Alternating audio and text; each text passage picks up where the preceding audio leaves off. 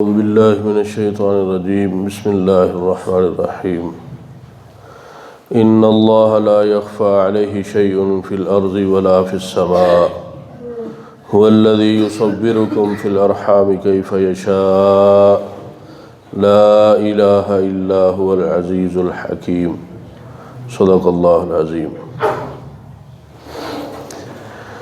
ان آیات مبارکہ میں بھی اللہ رب العزت جو عیسائیوں کا عقیدہ تثلیث ہے اور حضرت عیسیٰ علیہ السلام کے متعلق جو معاذ اللہ اللہ کا بیٹا ہونے کا جو ان کا عقیدہ ہے اسی کا رد فرما رہے ہیں۔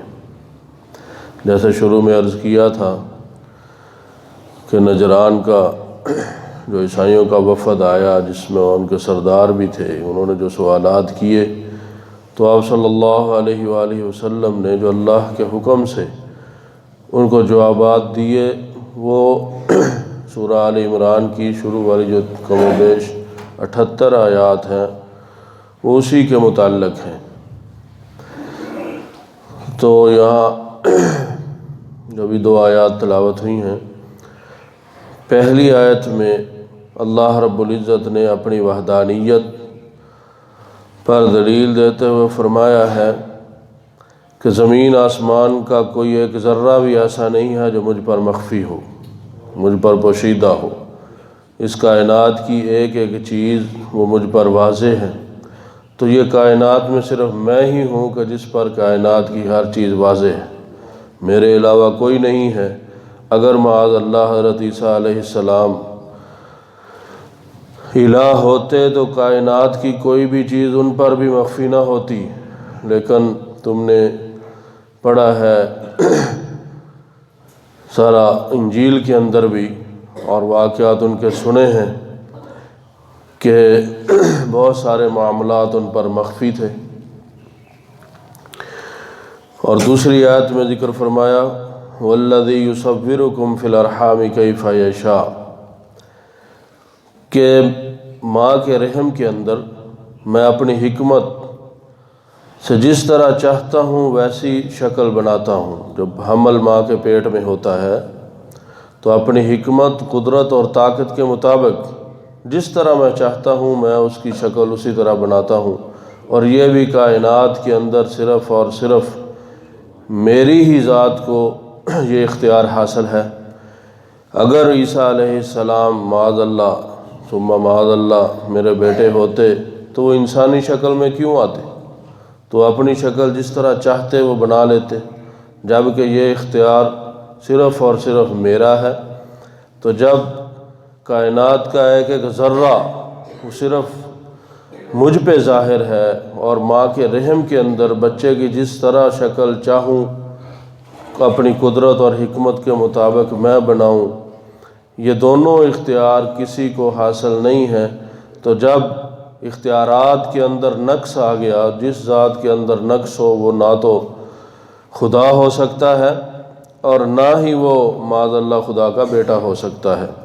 اور آخر میں فرمایا لا الہ الا هو العزیز الحکیم۔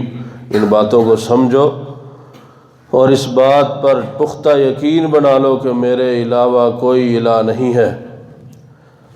جو ان قدرتوں کا مالک ہے وہی الہ ہو سکتا ہے، اور وہ صرف اور صرف اللہ کی ذات ہے۔ عزیز جو زبردست طاقت والا ہے کہ اس سے کائنات کا کوئی ذرہ مخفی نہیں ہے۔ حکیم وہ حکمت والا ہے کہ جس طرح چاہتا ہے ماں کے پیٹوں میں بچوں کی شکل بناتا ہے۔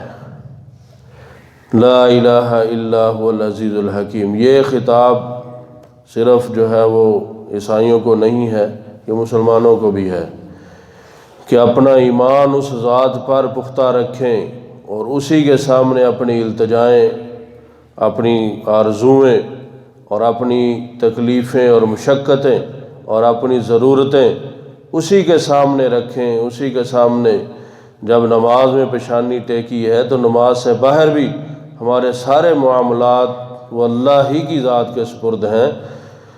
نماز سے باہر کوئی اور نہیں ہے جو ہماری حاجات کو پورا کر سکے، جو کوئی بھی نہیں ہے۔ ان صفات کا مالک سوائے اللہ کے کوئی نہیں ہے۔ تو جب اللہ رب العزت کے علاوہ یہ صفات کسی میں نہیں پائی جاتی تو حاجت روا بھی وہی ہے، مشکل کشا بھی وہی ہے، تکلیفوں مشقتوں اور کو دور کرنے والا بھی وہی ہے، ہماری ضروریات کو پوری کرنے والا بھی وہی ہے، ہماری نظر و نیاز صرف اور صرف اسی کے لیے ہیں، اور ہماری عبادات صرف اور صرف اسی کے لیے ہیں۔ ترجمہ سن لیں۔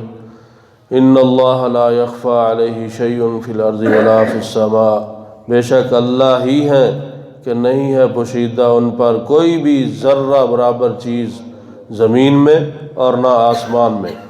هو الذی یصورکم فی الارحام کیف یشاء، وہی ذات ہے جو تمہاری شکل بناتی ہے ماں کے پیٹ میں جس طرح چاہتی ہے۔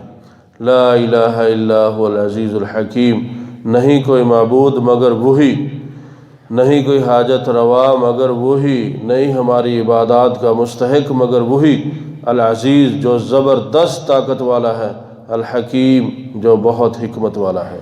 اللہ تعالیٰ سے دعا ہے کہ اللہ رب العزت ہمیں قرآن کے مطابق ایمان اور عقیدہ بنانے کی توفیق عطا فرمائے، اور اپنی ذات پر صحابہ والا یقین رکھنے کی توفیق عطا فرمائے، اور نبی مکرم صلی اللہ علیہ وآلہ وسلم کے ایک ایک فرمان کا محافظ اور ایک ایک سنت پر عمل کی توفیق عطا فرمائے۔